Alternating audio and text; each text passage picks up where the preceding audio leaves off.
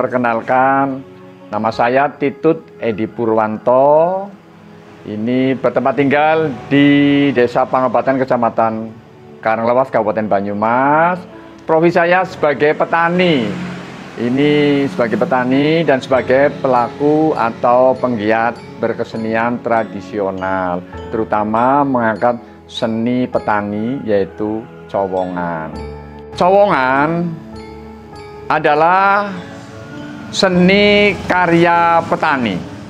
Jadi sebuah karya seni petani yang diciptakan sejak adanya peristiwa seni kejadian yang disebut kemarau panjang, atau dalam bahasa Banyumas mangsa ketiga dawa.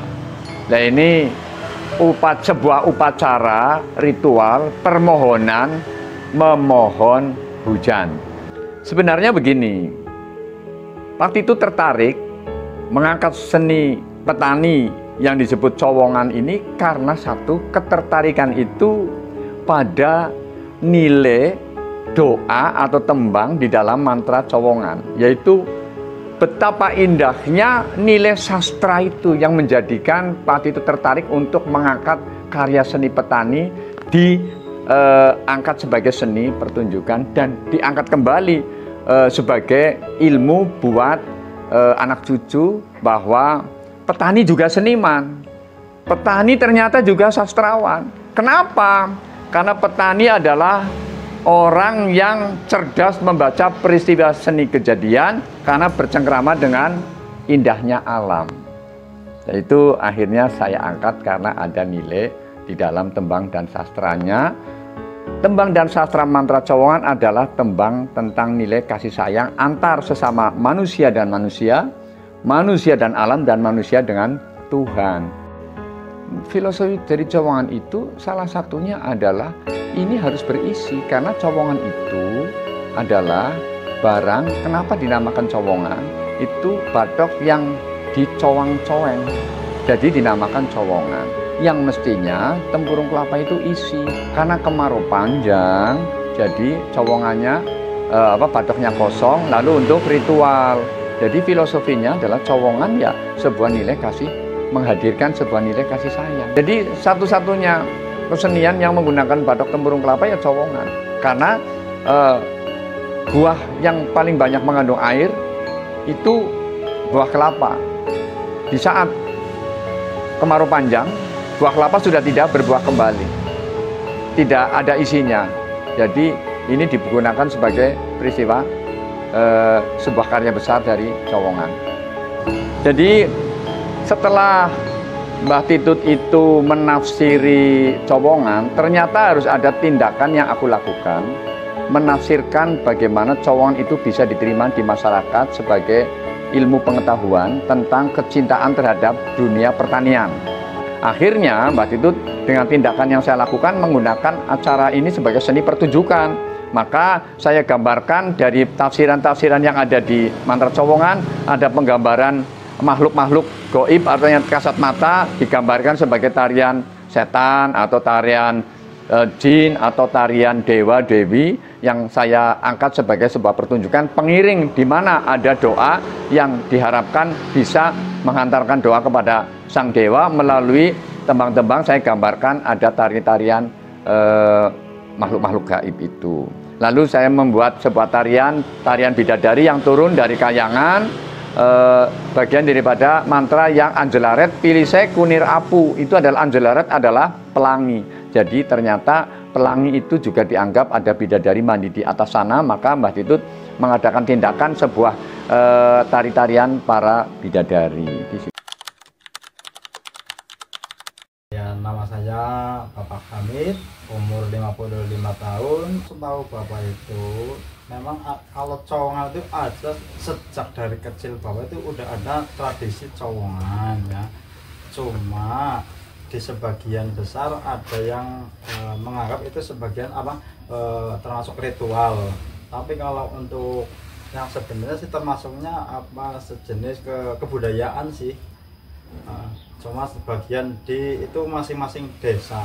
Kalau setahu Bapak itu yang dulu setahu Bapak itu di desa Pasir Wetan itu kalau tradisi Cowongan itu setiap kali ada kemarau panjang. Jadi untuk istilahnya untuk apa ya, mengundang biar cepat ada hujan datang itu akhirnya diadakan ritual sejenis Cowongan begitu. Nama saya Ibu Eda, umur 49 tahun. Menurut saya Cowongan itu suatu budaya yang sudah ada dari zaman dulu. Cuman dengan adanya seniman Taktitut, Cowongan itu kembali diangkat dan anak-anak muda zaman sekarang itu mulai mengenal lagi. Nama saya Arjo, umur 74 tahun. Cowongan itu seperti ritual untuk memanggil hujan untuk para petani zaman dahulu.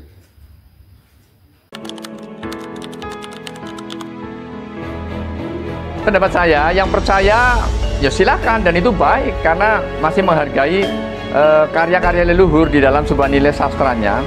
Karena memang petani itu harus percaya pada peristiwa seni kejadian sebagai karya besar dari leluhurnya. Yang tidak percaya tidak apa-apa, memang zaman itu kan berkembang, dari tidak mempermasalahkan. Silakan yang tidak percaya tidak apa-apa, tapi ini jelas bahwa ini adalah karya leluhur orang Jawa yang peduli terhadap bumi pertiwi, terhadap kepada tanggap terhadap kehidupan.